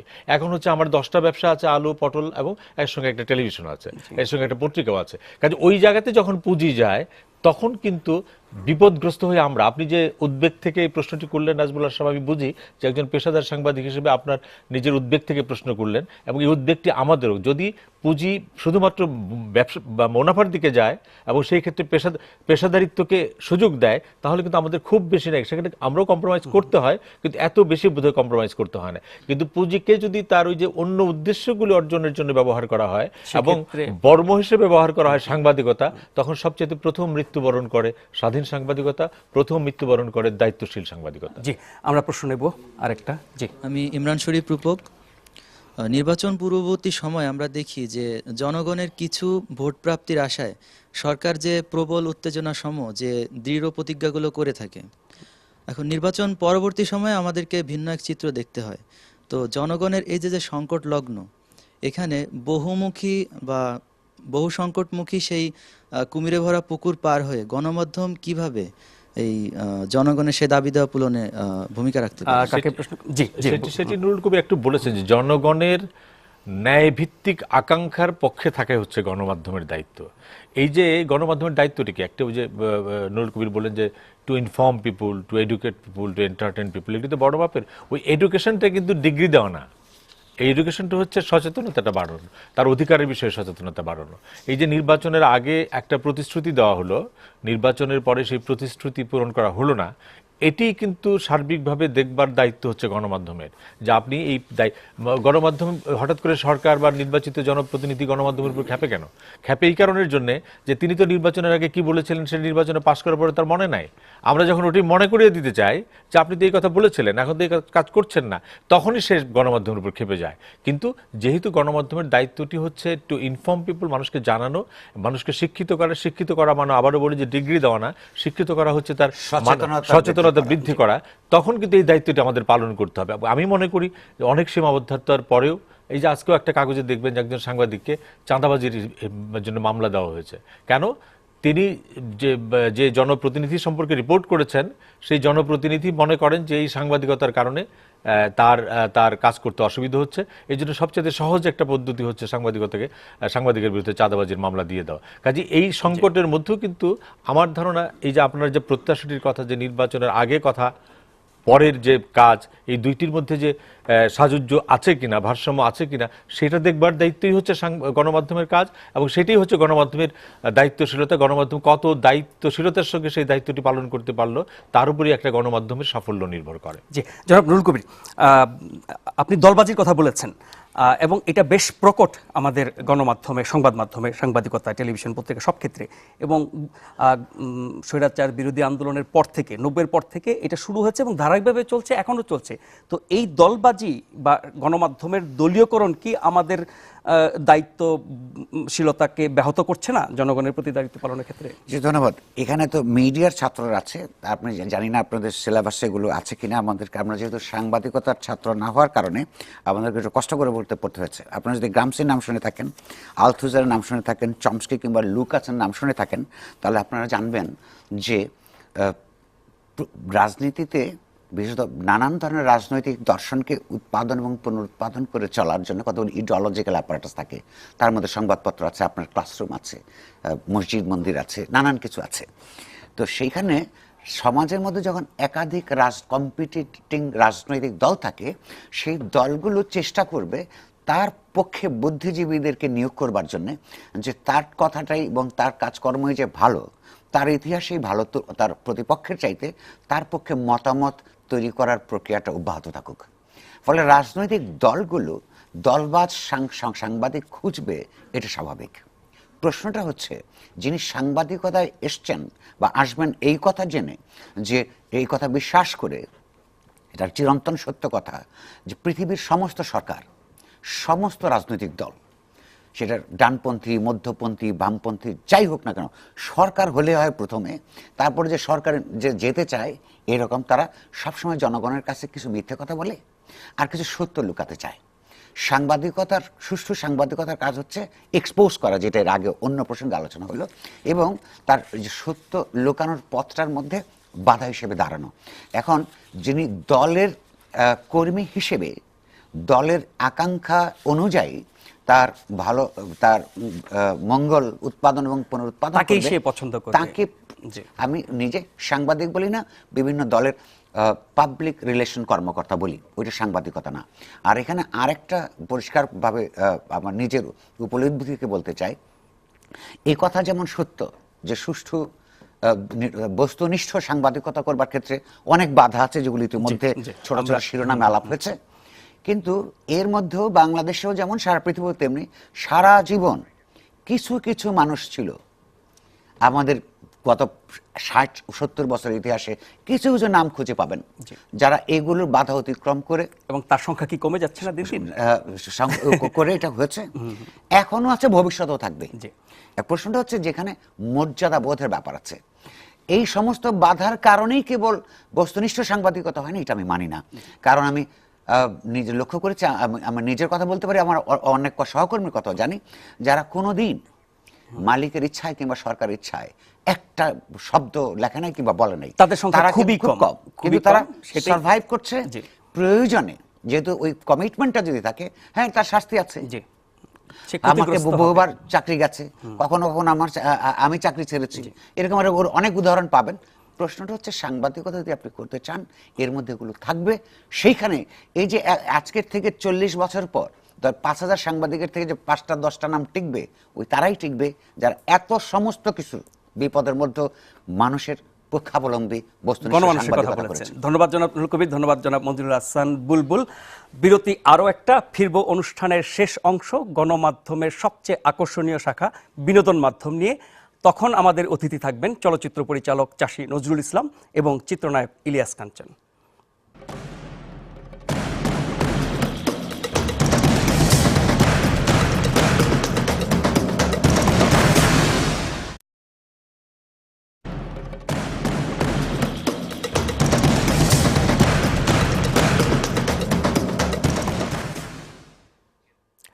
শুরু করছি অনুষ্ঠানের শেষ অংশ। তবে শেষ অংশ হলেও এটাই সবচেয়ে আকর্ষণীয় অংশ, কারণ এই অংশে আমরা কথা বলি বিনোদন মাধ্যম নিয়ে। থাকেন সব তারকা অতিথিরা। আজ যেমন আছেন চলচ্চিত্র পরিচালক চাষী নজরুল ইসলাম এবং চিত্রনায়ক ইলিয়াস কাঞ্চন। এই দুই তারকা অতিথির সাথে আমাদের আলোচনার বিষয় সংস্কৃতির রাজনীতি। তাছাড়া শুরু থেকেই আমাদের সাথে আছেন ঢাকা বিশ্ববিদ্যালয়ের টেলিভিশন ও চলচ্চিত্র অধ্যয়ন বিভাগের একদল ছাত্রছাত্রী। তারা আমার সাথে অতিথিদের নানা রকমের প্রশ্ন করবেন। প্রশ্নটা শুরু করি আমি, জনাব চাষী নজরুল ইসলাম। আমরা জানি যে সংস্কৃতি হচ্ছে একটি জাতির পরিচয় বহন করে। সংস্কৃতি বহু বছরের চর্চিত একটা ব্যাপার। সংস্কৃতি দিয়ে একটা জাতিকে চেনা যায়। অথচ আমাদের দেশে আমরা দেখি রাজনৈতিক পালাবদলের সাথে সাথে সংস্কৃতিও বদলে যায়। সংস্কৃতির গুরুত্ব, রূপ, ধরন ধারণ, চর্চা সব কিছুই পাল্টে যায়। এই যে রাজনৈতিক বাস্তবতা, এইটা সংস্কৃতি বিকাশের ক্ষেত্রে কতটা অন্তরায়, কতটা সহায়ক বা কতটা ক্ষতিকর? একেবারে যে পাল্টে যাওয়ার কথা ঠিক না আমি মনে করি, কারণ পাল্টে গেলে আমাদের দেশ স্বাধীন হয়েছে, আমরা ভাষা আন্দোলনে যুদ্ধ করেছি, দেশের জন্য যুদ্ধ করেছি, আমাদের একটা সংস্কৃতি কিন্তু আছে এবং সেই সংস্কৃতি কিন্তু আজও আমরা বহন করছি। তবে হ্যাঁ, ইদানিং দেখা যাচ্ছে আমাদের সংস্কৃতিতে একটু যেন ফাটল ধরেছে, আমি বলবো ফাটল ধরেছে। সেই জন্য অবশ্যই আমি বলবো যে আমাদের এই ফাটল ধরার পেছনে দায়ী বলবো রাজনীতিবিদরা, এবং এতে কোনো সন্দেহ নেই। কারণ যে আমি দেখেছি, ব্যক্তিগত আমার মতামত, আমি দেখেছি যে ইদানিংকালের সংস্কৃতি যারা করেন, চর্চা করেন, রাজনৈতিক সংস্কৃতি আলাদা, আমি বলছি সংস্কৃতির কথা বলছি, একেবারে সংস্কৃতির কথা বলছি, যারা চর্চা করেন তারা দলীয়করণ করে ফেলেছেন, এবং যেটা অত্যন্ত দুঃখজনক। কারণ সংস্কৃতিতে কখনো দলীয়করণ হতে পারে না, অর্থাৎ এক্সপ্রেশনে কখনো ডিভিশন হতে পারে না। এক্সপ্রেশন একবার অ্যাজ ইট ইজ থাকে। যেমন আমার যদি মা মারা যান, তাহলে আমি যেভাবে কাঁদবে, যে অনুভূতিতে আঘাত হানবে, ঠিক তেমনি আরেকজনের মা মারা গেলে তারও কিন্তু অনুভূতিতে ওইভাবেই আঘাত তাকে হানবে। ওখানে কিন্তু কোনো রকম পলিটিক্স বা রাজনীতি থাকে না, ওখানে কিন্তু কর্মসংস্কৃতি, সেখানে একটাই সংস্কৃতি যে আমি ব্যথা পেয়েছি, মা মরে গেছে, আমার বাবা মা মরে গেছেন। সেই ক্ষেত্রে আমরা এখন ইদানিং দেখছি যে দলীয়করণ, বিভাজন, বিভেদ হওয়ার কারণে সেই যে 52, সেই যে 71, সেই যে 66, সেই যে 69, সেই সংস্কৃতি এখন নেই। আগে এককালে ছিল, প্রচণ্ডভাবে ছিল, আমি বিশ্বাস করি। এখন যে আর নেই একেবারে না, আছে সেই রূপ নেই, এটা আমার এই কথা।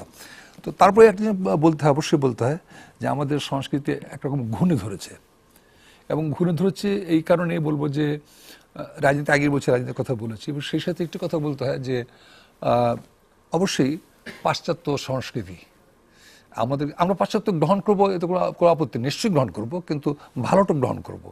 আমরা ভালোটা গ্রহণ না করে আমরা মন্দটা গ্রহণ করছি, কিন্তু এই মেন্টালিটি আমাদের তৈরি হয়ে গেছে। যেমন যদি বলি যে পাশের দেশেই যে সংস্কৃতি, আমরা বলি অপসংস্কৃতি বলি, আমাদের সংস্কৃতির বাইরে সেই সংস্কৃতি আমরা এখন লালন করছি, আমরা সে সংস্কৃতি নিয়ে চর্চা করছি, সেই সংস্কৃতি নিয়ে কথা বলছি, এবং প্রত্যেকটি ঘরে ঘরে দেখা যায় সে সংস্কৃতির প্রচার চলছে।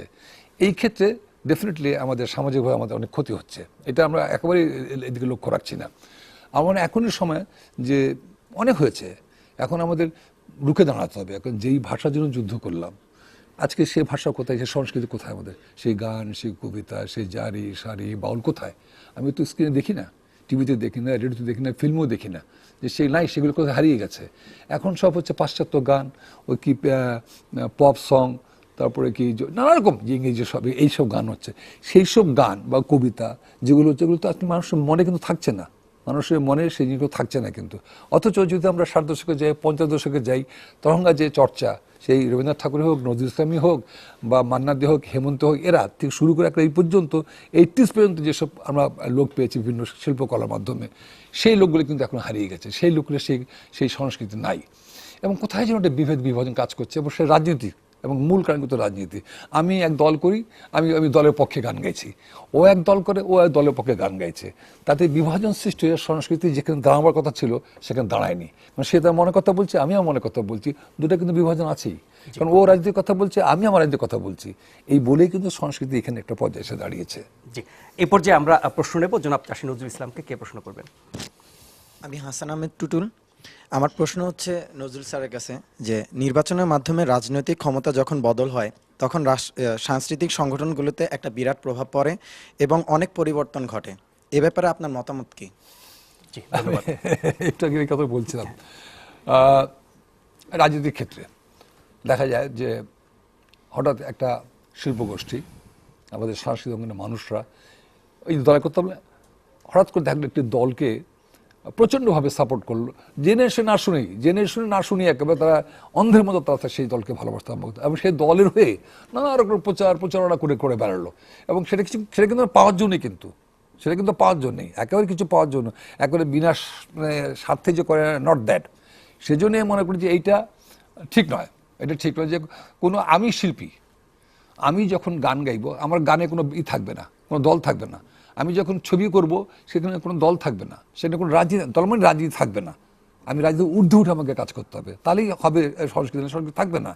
এটা করে এবং এটা ক্ষতিকর দেশের জন্য। এবং আজকের সংস্কৃতি যেখানে দাঁড়িয়েছে, এর একমাত্র মূল প্রধান কারণ হলো এই যে বিভাজন, বিভেদ এবং দলীয়করণ।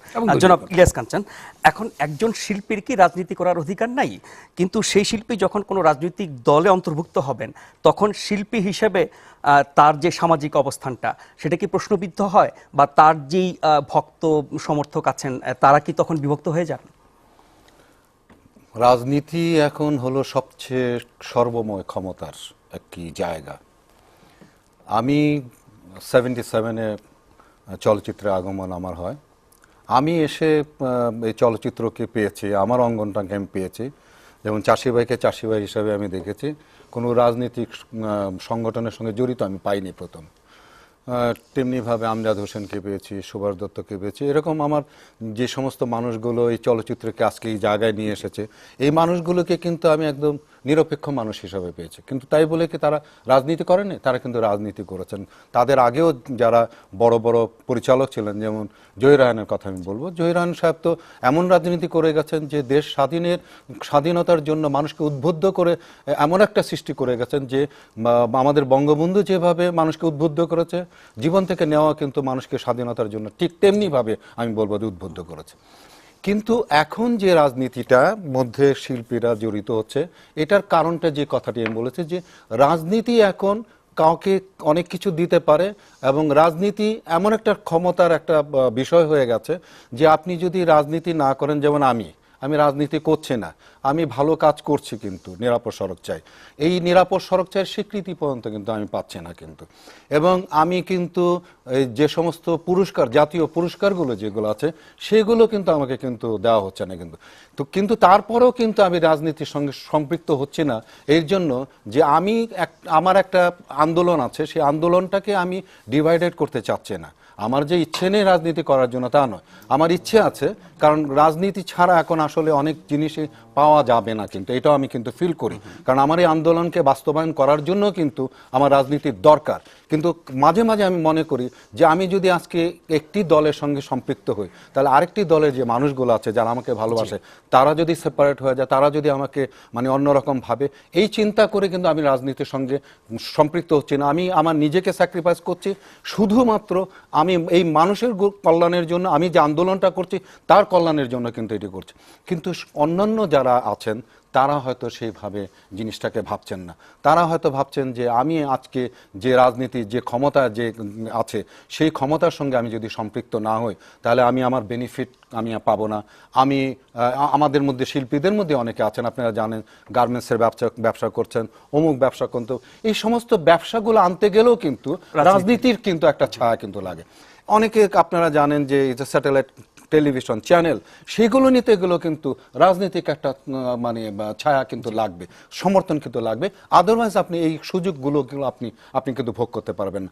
এখন আমার কাছে কথা হলো যে কয়জন মানুষ এই স্বার্থটাকে পরিত্যাগ করে নিরপেক্ষ থাকতে পারে, এবং কারণ এই রাজনীতি যদি পরিবর্তন যদি না আসে, যে আমি যখন এই যে যেহেতু কোনো দল করছে না, আমার অসুবিধাটা কিন্তু দুই দিক দিয়ে, কিন্তু যখন আওয়ামী লীগ থাকছে তখন তারা বলতেছে যে আমি বিএনপির লোক, আর বিএনপি যখন থাকছে বিএনপির কিছু লোক তখন ওই যে সর্বময় ক্ষমতার অধিকারী যিনি থাকেন তাকে বোঝাচ্ছেন যে ও তো আওয়ামী লীগের লোক, যার জন্য কোনো দিক দিয়ে কিন্তু আমার কিন্তু সুবিধা কিন্তু দুই দিক থেকে আমাকে অসুবিধা ফেলতে হচ্ছে। এবং সবচেয়ে বড় জিনিস যে যখনই আমি বলবো যে 21 পদক বলেন, তারপর প্রেসিডেন্ট পদক বলেন, সেই সময়গুলোর মধ্যে আমি শুনেছি যে তারা বলে উনি তো আমাদের লোক না, উনি ভালো কাজ করছেন, ঠিক আছে, উনি ভালো শিল্পী, অনেক ছবিতে বেদের মেয়ের মতো জ্যোৎস্না ছবিতে উনি করেছেন, কিন্তু উনি তো আমাদের লোক না। এই আমাদের লোক এই যোগ্যতা হলো সবচেয়ে বড়, যে কারণে আজকে কিন্তু আমাদের এই চলচ্চিত্রের মানুষগুলো এই ডিভাইডেড হয়ে গেছে। আজকে আমি চাষি ভাইকে কিন্তু আমি নিরপেক্ষ আমি পাচ্ছি না, কিন্তু সে একটি দলের সঙ্গে সম্পৃক্ত। ঠিক ফারুক ভাই এখানে এর আগের অনুষ্ঠানে ছিলেন, ফারুক ভাইকে কিন্তু আমি নিরপেক্ষ কিন্তু আমি দেখছেন, কিন্তু আমি যখন এসেছিলাম কিন্তু এই মানুষগুলিকে কিন্তু শুধু আমার ভাই হিসাবে, আমার চলচ্চিত্র মানুষ হিসাবে কিন্তু আমি কিন্তু পেয়েছিলাম। এ ব্যাপারে চাষি ভাইয়ের বক্তব্য শুনবো, তার আগে আমরা প্রশ্ন নেব জনাব ইলিয়াস কাঞ্চনকে। কে প্রশ্ন? ধন্যবাদ, আমি নাফিসা হোসেন। আমার প্রশ্নটি হচ্ছে চাষী নজরুল ইসলাম স্যারের কাছে। আমাদের দেশের সংস্কৃতিতে গণতন্ত্র ও রাজনীতির প্রভাবে সংস্কৃত মানা ব্যক্তিগণ নিজেদের মত প্রকাশে বাধা প্রাপ্ত হচ্ছেন। আমার প্রশ্নটি হচ্ছে, আমাদের দেশের সংস্কৃতিতে বাস্তবে মুক্ত চিন্তা ও গণতন্ত্র চর্চার সুষ্ঠু সুযোগ কতটুকু রয়েছে? জি, ধন্যবাদ আপনাকে। নেই, একেবারেই নেই। এখন যদি আমি এই চ্যানেলে বসে আছি, আমি এমন কথা বলতে পারি যে চ্যানেল চালাতে পারবে না, আমি সে কথা বলবো না। এটা জনগণ জানে, তোমরা জানো, আমরা জানি যে আমি আমার কথা আমি বলতে পারবো না, আমার বাক স্বাধীনতা নেই। সেখানে একটা অবস্ট্রাকশন রয়েই গেছে, বাধা রয়েই গেছে, কিন্তু সাম এক্সটেন্ট বলতে হবে, তারপরে কিন্তু বলতে পারবো না। বললেই কিন্তু আমাকে শাস্তি ভোগ করতে হবে। সেখানে নেই, একেবারে নেই। তবে হ্যাঁ, আমরা যা বলি না তাও ঠিক না, বলি। এবং একটু কাঞ্চন যে কথাগুলো বললো, এই কথাগুলো খুব ভালো কথা বলেছে, যে দলের না হলে পরে সম্মান পাওয়া যায় না। এই কথা একেবারে আগে ছিল না, আমি আগে বলছি আগে ছিল না, ইদানিং হয়েছে সেটা, যে দলের না হলে সে দলের না, ও দলের না, ওকে দেওয়া হবে না। কিন্তু না, আমি কাঞ্চনের কথা বলছি যে আমার না, মানে আমাদের লোক না। কাঞ্চন বা চাষী ইসলাম খুব ভালো, জ্ঞানী গুণী, বিদ্যান, লেখাপড়া সাংঘাতিক আছে, ভালো কাজ করছে, কিন্তু ও তো আমাদের লোক না। এই বলে কিন্তু আমাকে ওই কাঞ্চন যা বললে তাই কিন্তু আমাকে ওরা একবারে সরিয়ে বাড়ি করা কারণ চিন্তাই করে না। আমি অনেকে জানি, কারণ দেশটা ছোট, খুব ছোট দেশ না, অনেক ঘটনাই জানি যে মন্ত্রণালয়ে যে ঘটনাগুলো ঘটে। এবং ধরো খুব সাধারণ ব্যাপার, এই যে তোমার ফিল্মে যে অনুদান দেয়, এই অনুদানের ব্যাপারটা খুব সহজ ব্যাপার একেবারে। অনুদান কারা পাচ্ছে বলো, কারা দিচ্ছে, কারা পাচ্ছে? এটা আমরা দেখি, আমরা ভাবি যে এটা কারা পাচ্ছে এবং কারা দিচ্ছে। যারা আছেন তারা সরকারের লোক, তাদের দ্বারা এই নির্বাচিত, যখন যারাই সরকারে থাকে তখন। আমি বলছি না শুধু আওয়ামী লীগ করছে, কিন্তু এটা কিন্তু সবাই ক্ষমতা গেলে একই করে, কিন্তু হলে কি হবে?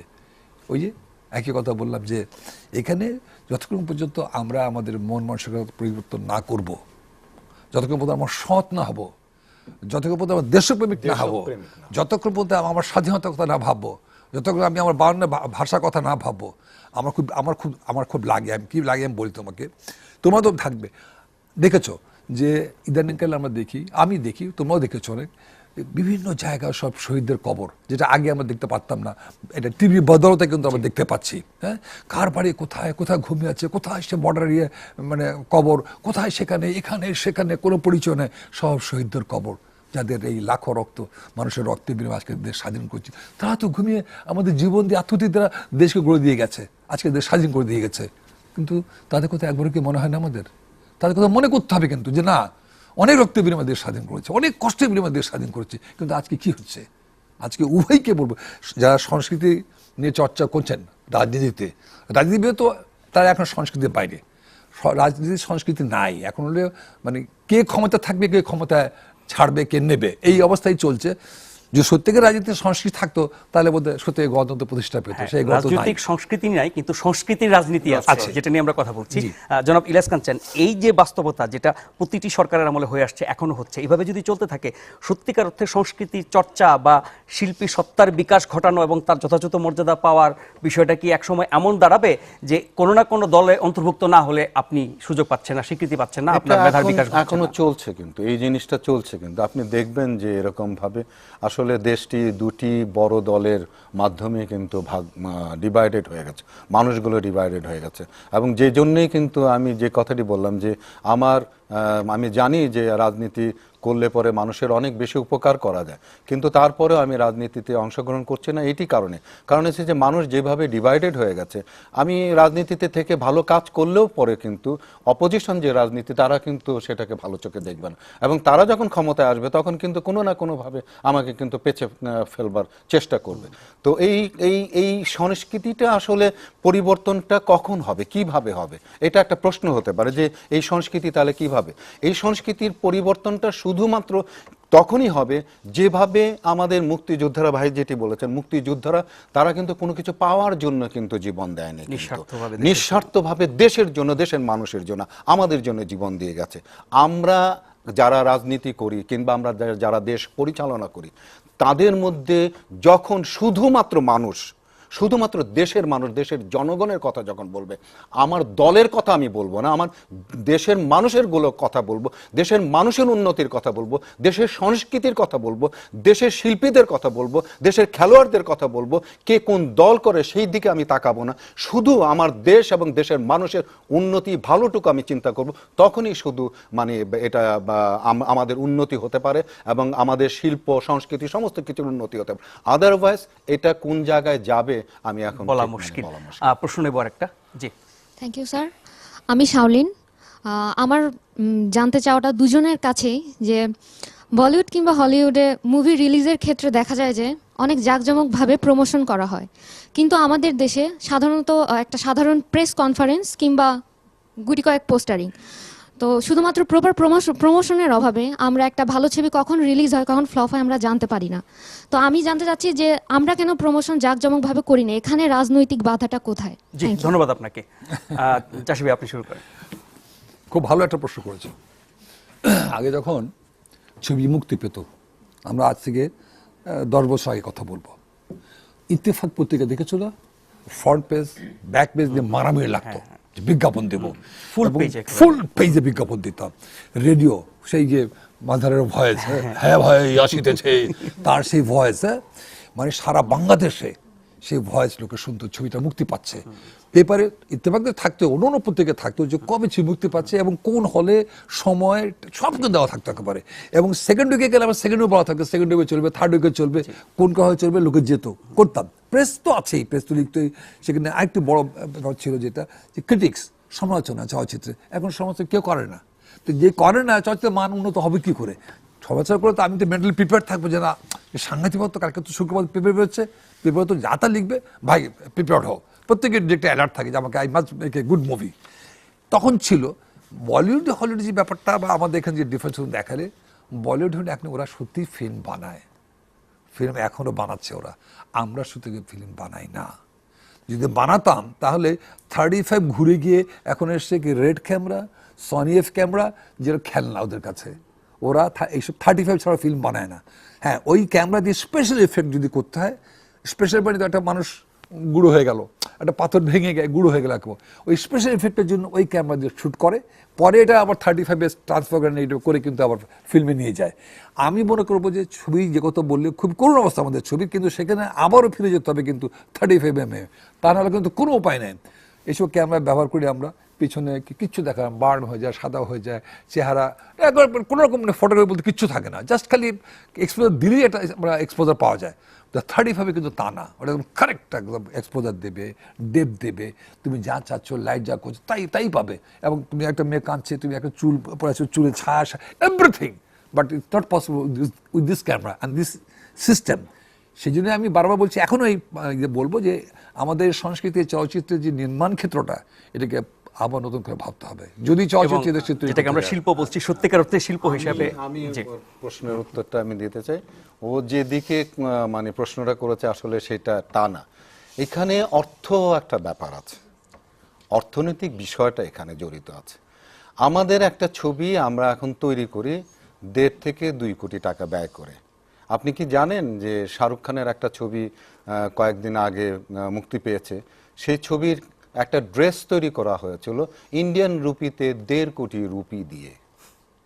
তো 1.5 কোটি রুপি কিন্তু আমাদের টাকা কনভার্ট করলে পরে সেটা 2 কোটি টাকার উপরে হয়। একটা শার্টের একটা ড্রেসের যদি তারা এত পয়সা খরচ করে যদি তারা সেটা বানায়, আর আমরা টোটাল ছবিটাই বানাচ্ছি এত পয়সা দিয়ে, এত কম পয়সা দিয়ে, তো সেই জায়গায় আমরা এখন মানে এই চলচ্চিত্র বলিউডের ছবি এবং আমাদের ছবির সঙ্গে কিন্তু তুলনা করলে কিন্তু হবে না কিন্তু। এবং ইন্ডিয়ার যে তাদের যে দেশ চালানোর জন্য যে বাজেট, আমাদের এই বাজেট কিন্তু অনেক কম কিন্তু। তো ঠিক তেমনি ভাবে চলচ্চিত্রের বাজেটটাও কিন্তু আমাদের ওই দেশের তুলনায় কিন্তু ইন্ডিয়ার তুলনায় কিন্তু আমাদের খুবই কম বাজেট। এই বাজেটের মাধ্যমে তারপরও যে সমস্ত ভালো ছবিগুলো আপনারা দেখেছেন, সেখানে পরিচালক, শিল্পী, এদের আন্তরিকতা, ওদের পরিশ্রমের কারণে শুধু কিন্তু আপনারা দেখতে পেয়েছেন। কারণ যেমন আমি একটা ছবির কথা বলি, ভেজা চোখ ছবি, সেই ছবি কিন্তু মাত্র 1.25 কোটি টাকা দিয়ে সেই সময় তৈরি করা হয়েছিল। তো সেই ছবি যদি বোম্বেতে বানাতে হতো, সেই ছবিটি কম করে হলে হয়তো 50-60 কোটি কিংবা 100 কোটি টাকা ব্যয় করতে হতো। তো এই যে টাকা, এই টাকাগুলো মানে আমাদের এখানে অভাব আছে। আরেকটি জিনিস যেটা আছে যে আজকে ইন্ডিয়াও কিন্তু এই টাকা তারা ব্যয় করতে পারছে কেন, কিভাবে পাচ্ছে তারা, তাদের যে বাজারটা সেটা কিন্তু শুধুমাত্র এই ইন্ডিয়াতেই কিন্তু সীমাবদ্ধ নয় কিন্তু।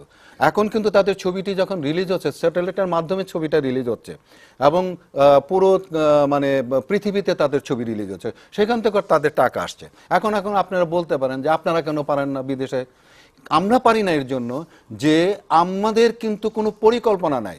এইখানে আবার রাজনীতি, আবার সরকার কিন্তু এখানে চলে আসছে। তার কারণ হলো গিয়ে যে 1965-এ যখন ইন্ডিয়া পাকিস্তানের যুদ্ধ হয়, সেই যুদ্ধের পর থেকে কিন্তু বাংলাদেশে পাকিস্তান ছিল তখন কিন্তু ইন্ডিয়ান ছবি এদেশে বন্ধ করে দেওয়া হয়েছিল। বন্ধের পরেও কিন্তু তাদের যে এম্বাসি ছিল, সেই এম্বাসির মাধ্যমে বিনা পয়সা কিন্তু আমাদেরকে ছবি দেখাতো কিন্তু। ভাই যদি মনে থাকে, আমরা কিন্তু বিনা পয়সা ইন্ডিয়ান ছবি এম্বাসিতে দেখেছি। এই যে এম্বাসির মাধ্যমে, এটা কিন্তু 1965-এ না, শুধু তাদের চলচ্চিত্র যখন থেকে শুরু হয়েছে, সেই 50-র আগের থেকে যখন শুরু হয়েছে, তখন থেকে কিন্তু তাদের দেশের গভর্নমেন্ট তাদের এম্বাসির মাধ্যমে, তাদের বাণিজ্য মন্ত্রণালয়ের মাধ্যমে তারা কিন্তু সর্বদা চেষ্টা করেছে সারা পৃথিবীতে তাদের ছবিকে ছড়িয়ে দেওয়ার জন্য। কেন? তার কারণ হলো যে তাদের একটা সুদূর প্রসারী একটা দৃষ্টিভঙ্গি ছিল। কীরকম? যে তাদের ভাষাকে সারা পৃথিবীতে ছড়িয়ে দেওয়া। এবং আপনার ভাষা যখন সারা পৃথিবীতে ছড়িয়ে দিতে পারবেন, তখন আপনি কি বেনিফিটেড হবেন? আপনি আপনার ভাষাকে রিচ করলেন, আপনাকে জানলো, আপনি অর্থনৈতিকভাবেও কিন্তু আপনি সমৃদ্ধ হলেন। কিন্তু আমাদের কোনো সরকার, এই যে আজকে 44 বছরের দেশ স্বাধীন, আপনি আমাকে একটি সরকার কি দেখাতে পারবেন যে চলচ্চিত্র নিয়ে, আমাদের সংস্কৃতি নিয়ে এরকম কোনো চিন্তা করেছে যে আমাদের চলচ্চিত্র, আমাদের সংস্কৃতি সারা পৃথিবীতে ছড়িয়ে যাবে, আমাদের ভাষা সারা পৃথিবীতে ছড়িয়ে যাবে? কোনো চিন্তা সংস্কৃতি নিয়ে আমরা দলীয় রাজনীতির আন্ডারে। আরেকটা প্রশ্ন নেব, কে করবেন? আমি নাজমুন নাফিস খান। আমার প্রশ্নটা আপনাদের দুজনের কাছে, যে গণমাধ্যমে একটা খুব গুরুত্বপূর্ণ অংশ হলো চলচ্চিত্র। গণমানুষের কাছে চলচ্চিত্র সবসময় খুব ভালো মতো স্পর্শ করে। পলিটিক্যাল স্যাটায়ার সবসময় গণতন্ত্র রক্ষার জন্য গুরুত্বপূর্ণ, যে গ্রেট ডিক্টেটর কিংবা জীবন থেকে নেয়া, ভারতের সত্যাগ্রহ, এই ধরনের ছবিগুলো খুবই গুরুত্বপূর্ণ। আমাদের দেশে বর্তমানে এই ধরনের ছবি কেন কমে যাচ্ছে? আরেকটা প্রশ্ন ছিল এরকম, ঐতিহাসিক ছবিগুলো কেন কম? যেমন আপনি হাজী শরীয়তুল্লাহ করেছেন, কিন্তু তারপরে আমরা কিন্তু দুদু মিয়ার ইতিহাসটা আমরা আর পাইনি। এরকম ছবিগুলো কেন কম আসছে? জি, ধন্যবাদ। চাষি ভাই, যে প্রশ্ন করলে, ওই কাঞ্চনটাকে বললো না, অনেক ইতিহাস বলা যায়, বললাম নেই। তো এইটুকু বলবো যে সারা এই 40 বছরে তুমি একটা ছবির নাম বলে জীবন থেকে নেয়া, কেন একটা ছবি কেন? নিশ্চয়ই এর পেছনে কাহিনী আছে, ঘটনা আছে। আমাদের সেন্সর বোর্ডে যে অসুবিধা, আমি 4 বার ছিলাম সেন্সর বোর্ডের মেম্বার এবং দীর্ঘদিন প্রায় 10 বছর ছিলাম। তো আমি জানি সেন্সর বোর্ডের যে কোড নিয়ম আছে, ও তো সম্ভব নয় দেশে ছবি বানানো। তুমি এখানে কোনো মন্ত্রীর জীবন দেখাতে পারবে না, কোনো আইজির জীবন দেখাতে পারবে না, কোনো সিএসপির জীবন দেখাতে পারবে না, কোনো ডাক্তারের জীবন দেখাতে পারবে না। তো কার দেখাবো? ওই গুন্ডা বদমাশ আর ওই প্রেমের গল্প প্রেমের গল্প কিছু নাই একবার একই ফর্মুলার এবং একই ফর্মুলা, এছাড়া বাইরে যেতেই পারছে না। আজকে যদি গভর্নমেন্ট বলে না তোমাকে অ্যালাউ করা হলো, দিস ইজ দি কোড, আমি তো আজকে দেশের যে অবস্থা, রাজনৈতিক যে অবস্থা, চমৎকার ছবি হতে পারে, স্যাটাইর হতে পারে, অসংখ্য প্লট, অসংখ্য গল্প ছড়িয়ে আছে, কিন্তু আমি তো পারবো না, অ্যাবসার্ড, গভর্নমেন্ট অ্যালাউই করবেন না আমাকে। সেক্ষেত্রে আমরা কিন্তু এখানে সীমাবদ্ধতা আমাদের আছে, আমরা পাচ্ছি না ইচ্ছা থাকলেও। সে উদাহরণ না, ওই যে একটু বড় সরকার, সব সরকারের কিন্তু একই অবস্থা। কালচারের ব্যাপারে তারা বোধহয় কালচার বোঝে না, তারা বোঝে রাজনীতি, কী করে মন্ত্রী হব, কী করে গদি নেব, কী করে ওখানে গিয়ে চেয়ারম্যান হবো, এমডি হবো, তারা এটা বোঝে ভালো করে। চলচ্চিত্র, সংস্কৃতি, সেই রাজনীতির বিরুদ্ধে সংস্কৃতি জগতের সবাই কি আর ঐক্যবদ্ধ? না, আমি সেটা আপনি এটা না, এটা এই কারণে ডিভাইডেড হয়ে গেছে যে কিছু পাওয়ার জন্য, কারণ না হলে পেতে পারে না। আর আমি ওই চাষিবার কথার সঙ্গে অ্যাড করতে চাই, আজকে যদি ইন্ডিয়াতে একটা ছবি যদি তৈরি করে, সেই ছবিতে যদি প্রাইম মিনিস্টারের যদি পারফরমেন্সের দরকার হয়, তাহলে কিন্তু সেই প্রাইম মিনিস্টারের কাছে একজন পরিচালক যেতে পারবেন এবং প্রাইম মিনিস্টার কিন্তু রাজিও হবেন কাজটি করার জন্য। তবে কিন্তু আমাদের দেশে কিন্তু আগে মানে কি বঙ্গবন্ধু শেখ মুজিব করে ছবি না, আমার ছবিতে করেছে, সংগ্রাম ছবিতে অভিনয় করেছে,